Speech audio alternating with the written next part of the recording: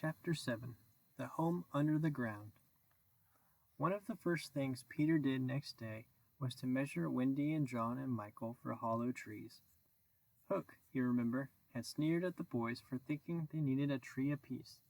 But this was ignorance, for unless your tree fitted you, it was difficult to go up and down, and no two of the boys were quite the same size. Once you fitted, you drew in your breath at the top, and down you went at exactly the right speed, while to ascend you drew in and let out alternately, and so wriggled up. Of course, when you have mastered the action, you are able to do these things without thinking of them, and then nothing can be more graceful.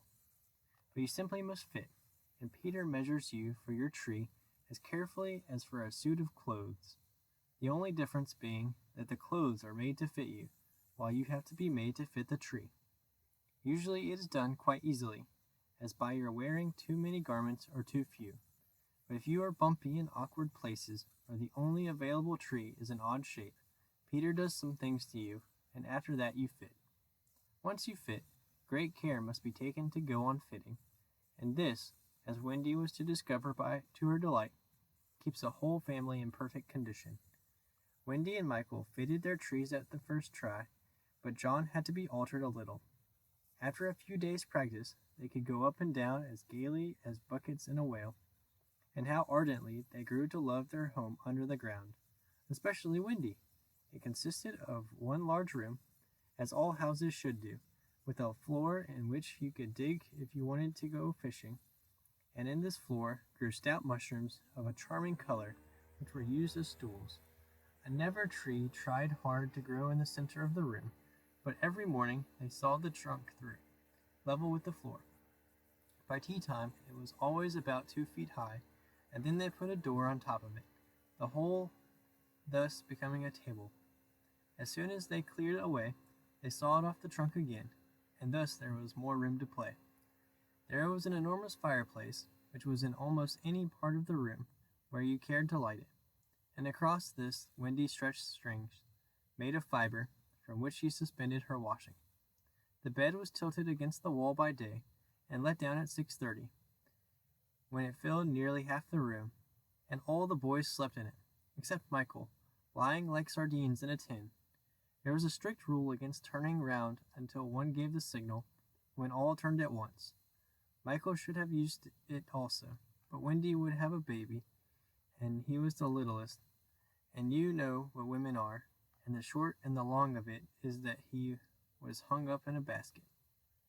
It was rough and simple, and not unlike what baby bears would have made of an underground house in the same circumstances.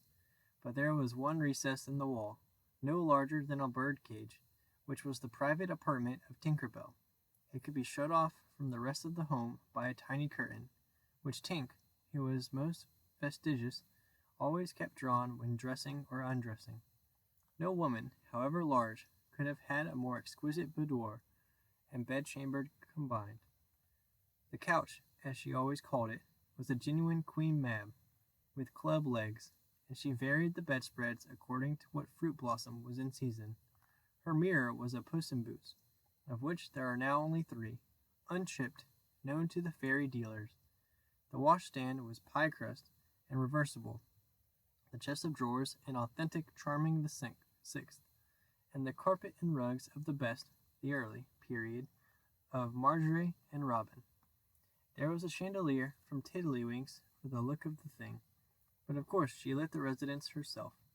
Tink was very contemptuous of the rest of the house, as indeed was perhaps inevitable, and her chamber, though beautiful, looked rather conceited, having the appearance of a nose permanently turned up. I suppose it was all especially entrancing to Wendy, because those rampageous boys of hers gave her so much to do. Really, there were whole weeks when, except perhaps with a stocking in the evening, she was never above ground. The cooking, I can tell you, kept her nose to the pot, and even if there was nothing in it, even though there was no pot, she had to keep watching that it came a boil just the same. You never exactly knew whether there would be a real meal or just a make-believe. It all depended upon Peter's whim. He could eat, really eat, if it was part of a game, but he could not stodge just to feel stodgy. which is what most children like better than anything else. The next best thing is being to talk about it. Make-believe was so real to him that during a meal of it, you could see him getting rounder. Of course it was trying, but you simply had to follow his lead. And if you could prove to him that you were getting loose for your tree, he let you stowage. Wendy's favorite time for sewing and darning was after they had all gone to bed. Then, as she expressed it, she had a breathing time for herself, and she occupied it in making new things for them, and putting double pieces on the knees, for they were all most frightfully hard on their knees. When she sat down to a basket full of their stockings, every heel with a hole in it, she would fling up her arms and exclaim, "Oh dear, I am sure I sometimes think spinsters are to be envied." Her face beamed when she exclaimed this. You remember about her pet wolf? Well, it very soon discovered that she had come to the island and found her out, and they just ran into each other's arms. After that, it followed her about everywhere. As time wore on, did she think much about the beloved parents she had left behind her? This is a difficult question, because it is quite impossible to say how time does wear on in the Neverland, where it is calculated by moons and suns, and there are ever so many more of them than on the mainland. But I am afraid that Wendy did not really worry about her father and mother. She was absolutely confident that they would always keep the window open for her to fly back by, and this gave her complete ease of mind. What did disturb her at times was that John remembered his parents vaguely only, as people he had once known, while Michael was quite willing to believe that she was really his mother. These things scared her a little, and nobly anxious to do her duty, she tried to fix the old life in their minds by setting them examination papers on it, as like as possible to the ones she used to do at school. The other boys thought this awfully interesting, and insisted on joining, and they made slates for themselves, and sat round the table, writing and thinking hard about the questions she had written on another slate and passed around. They were the most ordinary questions. What was the color of Mother's eyes? Which was taller, father or mother? Was Mother blonde or brunette? Answer all three questions if possible. A. Write an essay of not less than 40 words on how I spent my last holidays, or the characters of father and mother compared. Only one of these to be attempted. Or 1. Describe mother's laugh. 2. Describe father's laugh. 3. Describe mother's party dress. 4. Describe the kennel and its inmate. They were just everyday questions like these, and when you could not answer them, you were told to make a cross, and it was really dreadful what a number of crosses even John made. Of course, the only boy who replied to every question was Slightly, and no one could have been more hopeful of coming out first. But his answers were perfectly ridiculous, and he really came out last, a melancholy thing. Peter did not compete. For one thing, he despised all mothers except Wendy, and for another, he was the only boy on the island who could neither write nor spell, not the smallest word. He was above all that sort of thing. By the way, the questions were all written in the past tense. What was the color of Mother's eyes? And so on. Wendy, you see, had been forgetting too. Adventures, of course, as we shall see, were of daily occurrence. But about this time, Peter invented, with Wendy's help, a new game that fascinated him enormously, until he suddenly had no more interest in it, which, as you have been told, was what always happened with his games. It consisted in pretending not to have adventures, and doing the sort of thing John and Michael had been doing all their lives, sitting on stools, flanking balls in the air, pushing each other, going out for walks and coming back without having killed so much as a grizzly. To see Peter doing nothing on a stool was a great sight. He could not help looking solemn at such times. To sit still seemed to him such a comic thing to do. He boasted that he had gone a walk for the good of his health. For several suns, these were the most novel of all adventures to him, and John and Michael had to pretend to be delighted also. Otherwise, he would have treated them severely. He often went out alone, and when he came back, you were never absolutely certain whether he had had an adventure or not. He might have forgotten it so completely that he had said nothing about it.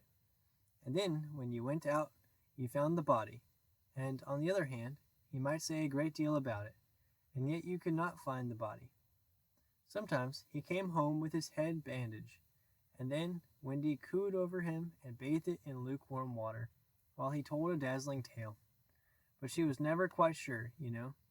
There were, however, many adventures which she knew to be true, because she was in them for herself. And there were still more that were at least partly true, for the other boys were in them and said they were wholly true.